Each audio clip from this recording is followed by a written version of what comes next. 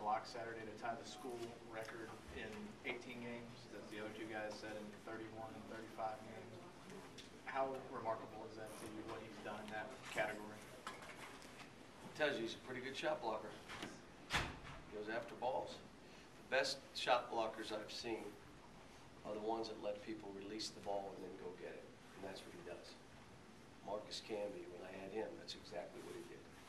He never blocked it in the guy's hand. He'd just stay down, and then try to get it when you released it. They also block more shots away from their man than their own man. So, but he adds a dimension to our team that makes us pretty good. You mentioned that. I think 53 of the 78 have been away from the basket, including several three-point shots. How much does he sort of change the game when guys think they're wide open and the way he closes ground? Well, he does a lot of things. I mean, you don't get layups that you think you have. You know, you don't. You think you're going to get one off, but you just hear all week about this guy blocking shots, and he comes flying at you, and you shoot one high. But you know, he's doing good. Kelsey, better than you expected? He's coming along faster than I expected. But he listens. He's let us present him. Instead of, you got to see what, and then when we all see it, everybody says, uh-oh, he's not, versus just let us present you. Here's what you're going to do. This is the things you're going to do. These you do well, and then we'll add to your game. Now you see him shooting a few jumpers. Now you see his free throw shooting and stuff that early on you weren't sure of. But instead of trying to do everything, he didn't. He just looks at me and tells me, how do you want me to play? And here's a kid blocking shots, rebounding, leading rebounder, leading shot blocker, and these dudes want to shoot all the balls. And he didn't say anything. It's probably why we're where we are right now. If he was a normal person, he would be saying, look, I'm not blocking every ball and rebounding every ball, and then you shoot every ball. You go in here and rebound and block some ball. Oh, you don't like to mix it up. It's too rough in here. So you just want to, you know, he's just like, hey, man, that's a great shot. Do your thing. Good kid. Where will he play next month? Like, where will he? I'm just worried about this next game. The next game we'll probably play him close to the basket, so if they mess around, he can dunk a few. Cal, he said when he's blocking shots in terms of timing that's 100% instinct, that he didn't learn any of that stuff. Do you buy that? Yeah, I do, but he also went from 6'3" to 6'11". A lot of times those bigger guys that have always been bigger don't have that. But those guys that grew from 6'3" to 6'10" have guard instincts and guard reaction to things. A quicker reaction, a quicker twitch. John, what do you? How tough is this game going to be tomorrow? Hard game. One, you know, Coach Martin's doing an unbelievable job with this team. I'll tell you what they're doing. They're guarding in the half court. They're really guarding in the half court. They've got great size and toughness. They're taking on his personality. So now you got a tough, hard-nosed, rough team that makes 8 threes a game. Now, early on, they weren't sure of themselves. They're just getting used to each other and him. One of the tapes I watched, they had Pitt beat, and they lost to Pitt. So there were games they lost early that if they played them now, they're not losing. They beat Florida going away. They had Mississippi State beat. So basically, they should be 2-0 with us walking in, and their team believes they're beating us. Matter of fact, a couple of them said it. We're winning this game Saturday. It's going to be a hard game for us, really hard game. How does their toughness compare? Everybody, as you say, is trying to be tough with you guys. How would you compare the level of toughness they're going to bring? Well, it'll be probably beyond Auburn, but Auburn was pretty darn good and pretty rough. What Auburn doesn't do that this team does is that this team will make threes. Now, the issue becomes, think of the Auburn game if they made some threes. And we're not up 5 late. We're down 5, down 8. They just missed every three. This team will not. This is a terrific three-point shooting team. Like I said, I'm totally impressed with the coaching that's been done and the players buying in and them taking on their coach's personality. I'm like, when I watched the Florida game and then last night, and I watched the tape again just a little while ago, I'm like, wow. So you right now, you got LSU, you got Tennessee, you got other teams in that next wave of will they be tournament teams or not. You got those 5 that seem to be, you know, playing well enough that they should be fine. And now, shoot, who knows? Tennessee goes on a run. They beat us. They just beat the top 10, the second-ranked team, What's that mean they are? And forget about early. That was early. New coach, new program, they're playing. They're playing good. How good is Stokes? He's good. We recruited him. He's good. What does he bring? Physical, a nice bounce to him, great skill level. He's competitive. He's a good player. Really good.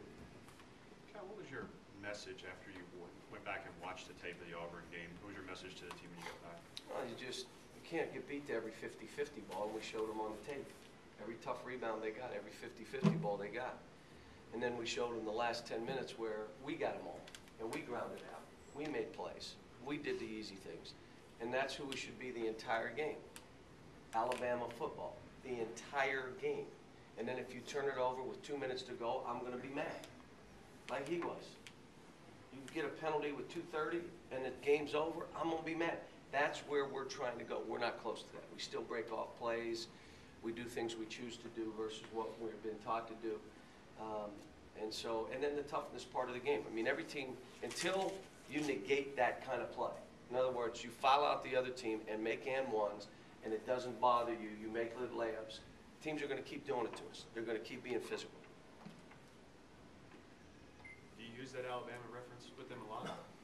Lately, because that game just happened, it's fresh in my mind. I mean, it was the focus of those players, the ability for the entire game to do their job. One guy out of 22 did his job and did not move from that. Didn't choose to do what he wanted to do. He knew what he was supposed to do, and he went out and did it. Every possession till the horn sounded, except one guy went offsides with 2:40 to go. And that's, you think about this team, if I could ever get them to that. Wow. Now we're what you all think we are. Right now, teams are going to hang around us. They're going to have chances to beat us. There are chances to make buzzer beaters until we get to that point. And we're just not there yet. How tough is it when you take up, back to Kwanzaa for a minute, how tough is it when you take over a program and they're used to playing one particular style of ball, up and down, that kind of style, and you really want to enforce a defensive-oriented, how long does it take to get them to change a mindset like that? Well, I've taken over 3 programs, and the hardest thing is to change that culture of what was there before, and then to get them to buy in. And then you lose some games and they start drifting. And you win, they'll buy in easier. So what he's done is I would tell you is special. And again, I really believe when you are able to guard in the half court, you all know how I am. If you're able to guard in the half court, you have a chance to win every game. You're not going to press good teams into submission. You're not going to run them out of the gym. Not good teams. You're not. If you want to win championships, you've got to be able to do stuff in the half court. And he is teaching that now, and they're setting that tone of how they're going to play. And obviously, recruiting's getting better because he just got the Stokes kid. So they're headed in the right direction. Two more questions. How do you think Kid Gilchrist has played since his breakout game against Louisville? He's playing fine. He had missed some shots, but when we need a play, he makes it. He's another one. He's like Anthony Davis. He doesn't say anything. So here he goes, every rough rebound, every loose ball, every tough defensive assignment he gets. And then they shoot all the balls. This being Stokes' second game, you know what I'm saying? So now they shoot all the balls. Do you want so those he's guys? saying the same thing. I'm fine with it, but I'm saying you got 2 guys. That's why we are what we are. One guy's blocking every shot and rebounding. One guy's diving on the floor, guarding their best player, blocking.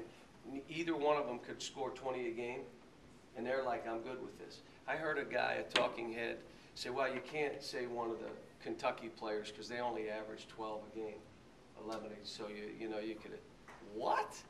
So basically, you don't know anything about the game of basketball. You can't watch a player. You have to look at stats to pick who's the best player, which is somewhat amazing to me, or almost humorous. So then it becomes, is that your hope or your opinion? Is that your hope that none of the, we're going to say that they're not? And basically, they don't care. They're not listening to it. I imagine those guys never even heard anything said that way. But again, we got a bunch of guys, 6 guys in double figures. It's only been done a few times in the history of our sport.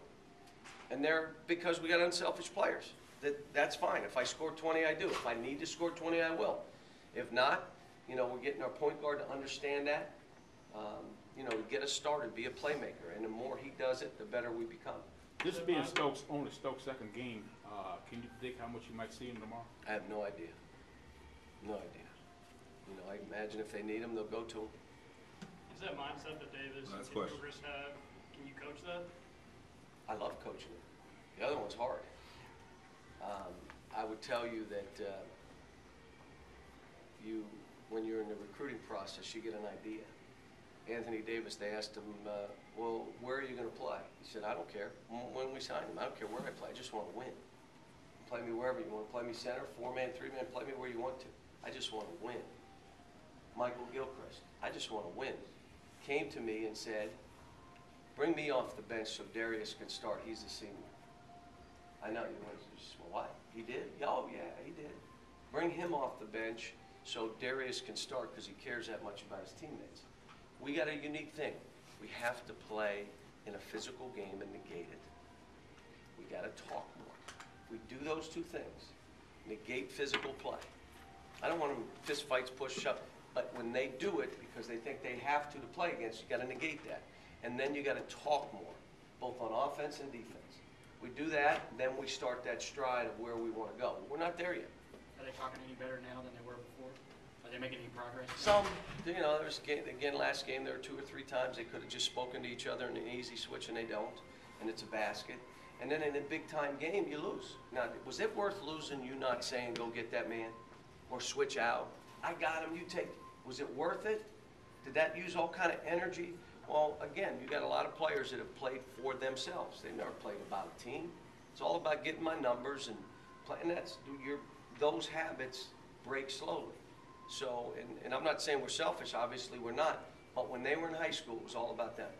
They went 0 for 10. That's fine. I'll shoot 20 more in the second half. I'll go 15 for 30, and I had a heck of a night. Well, you go 0 for 10 now. You're not playing in the second half. So, but it's good. We're, hard game up there. We know it. It's not, the challenge of playing on the road in this league. In this league, when you look at it, I'll say it again, I'm leaving us off the list of those top 5. I think Florida's a Sweet 16 team. I think Alabama's a Sweet 16 team. Mississippi State's a Sweet 16 team, and I think Vandy is. I think all 4 of them are Sweet 16. And then you got Tennessee, LSU. You're still waiting around, and there may be 2 others. Like, what is Auburn? What they did against us? Well, if Auburn's what they did against us, they're going to be fun. They're in this hunt of, all right, where are we? To try to get even more teams in there. So I think the league is hard, and it's very, very hard to win on the road. Thank you. Thanks.